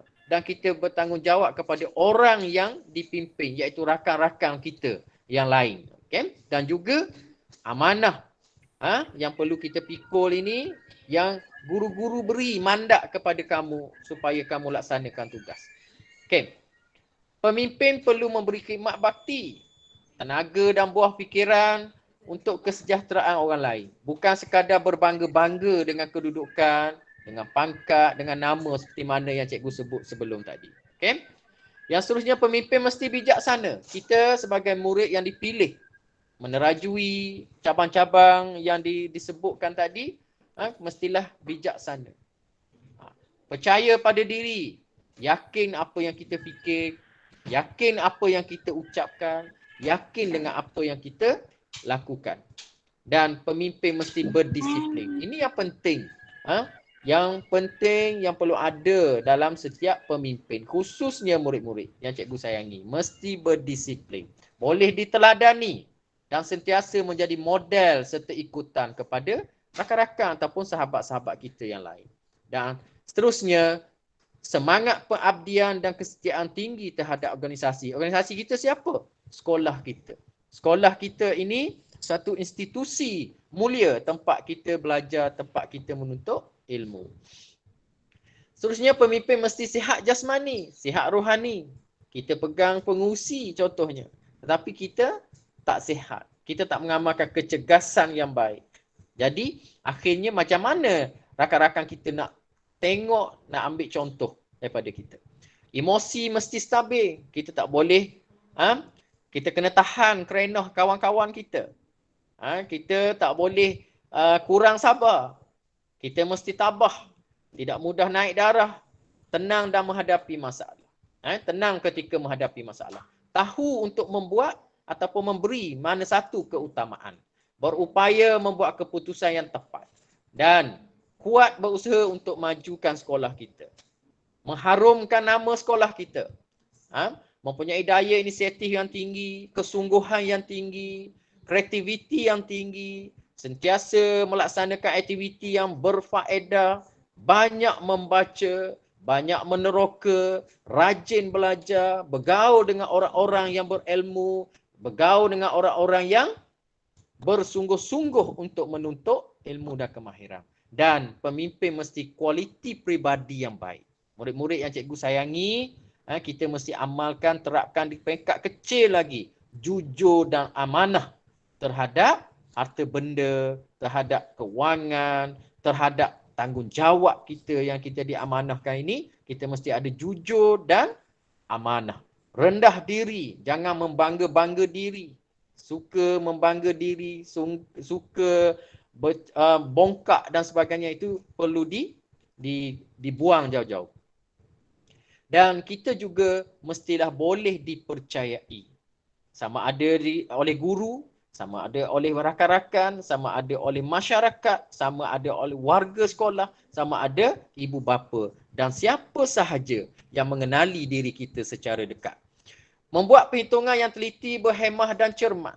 Suka berterus terang, jangan menipu, jangan bohong dengan guru, dengan cikgu, dengan siapa saja.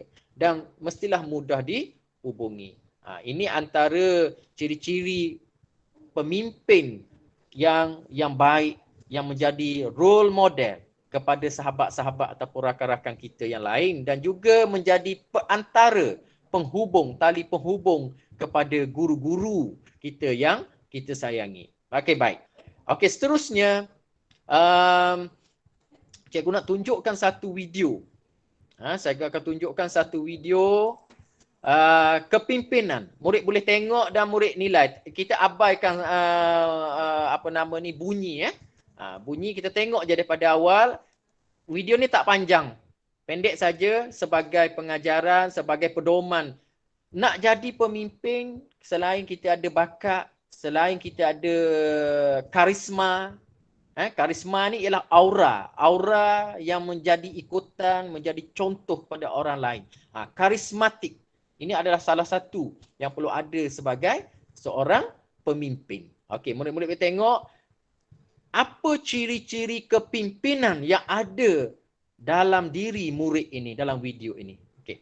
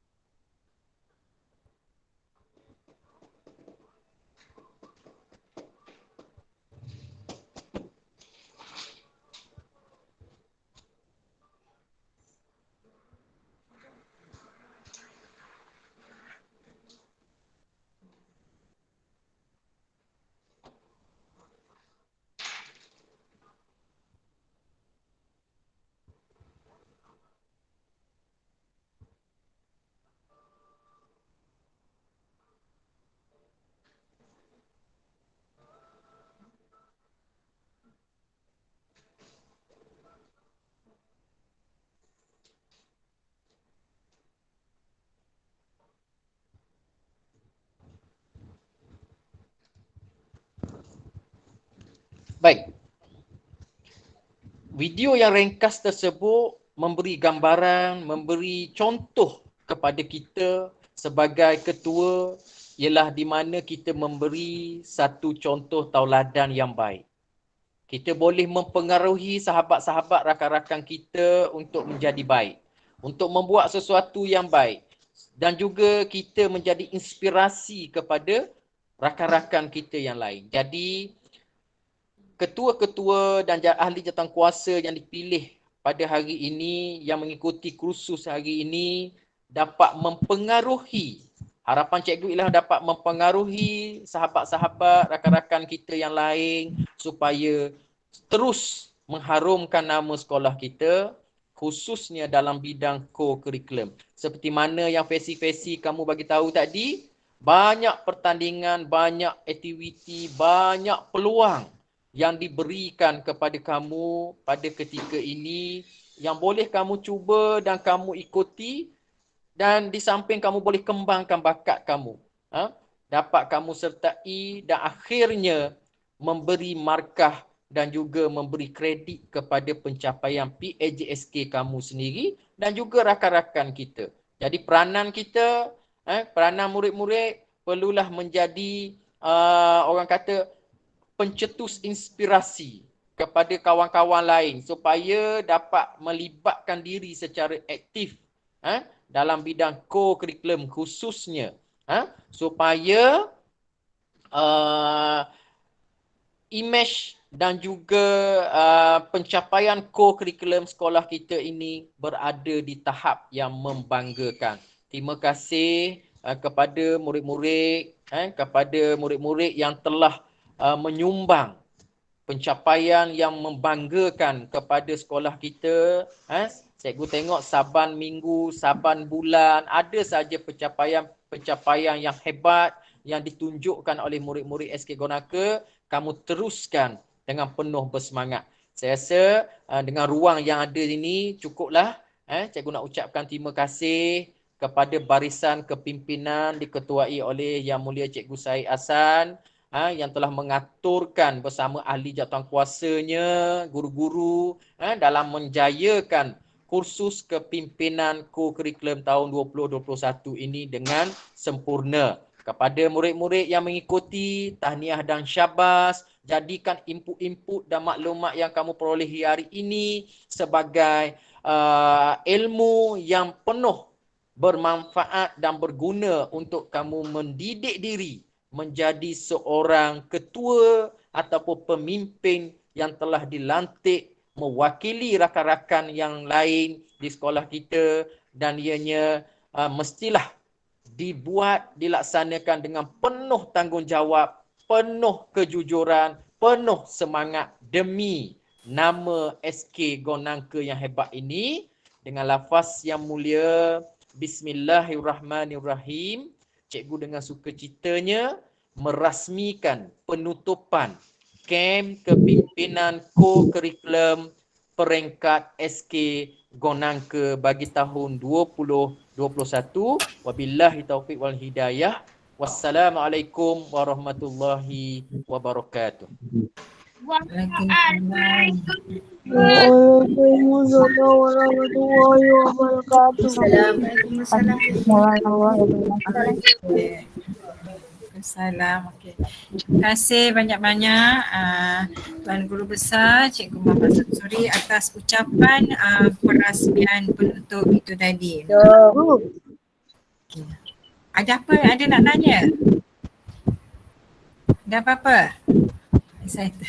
Okey, kita sudah berada di penghujung program kita hari ini dan terima kasih cikgu ucapkan dan tahniah kepada semua anak-anak yang tekun bersama kita daripada pukul 2.30 tadi sehingga sekarang dah masuk 4.30 ya. Hampir 2 jam dan cikgu harap ilmu yang anak-anak dapat pada hari ini dimanfaatkan sebaiknya, dan insyaAllah bila kita dapat bersemuka nanti semua itu akan kita praktikkan dalam